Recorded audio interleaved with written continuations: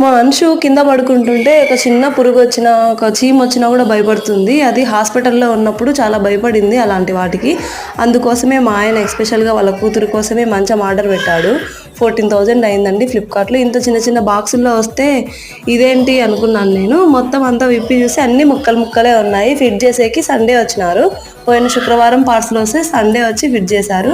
14,000 పడింది. టోటల్‌గా 6/6 అనమాట. మేము నలుగురం కరెక్ట్‌గా సరిపోయినాం ఈ మంచంలో. దీనికి సెట్ అయ్యేదే ముందే దోమతెర మా దగ్గర ముందే ఉన్నింది. అది కూడా ఫ్లిప్‌కార్ట్‌దే అనమాట. పూర్తిగా సెట్ అయిపోయింది మంచానికి. పరుపు వచ్చేసి 8,000 పడింది. నీట్‌గా సెట్ అయిపోయింది. కింద ఇదంతా స్టోరేజ్ అండి. ఆ హోల్స్ లాగా ఉన్నాయి కదా, ఆ బాక్సెస్ ఓపెన్ చేసి మొత్తం మనకు అనవసరమైన వస్తువులు ఏమైనా ఉంటే అన్నీ స్టోర్ చేసుకోవచ్చు. ఇంకా అంతే.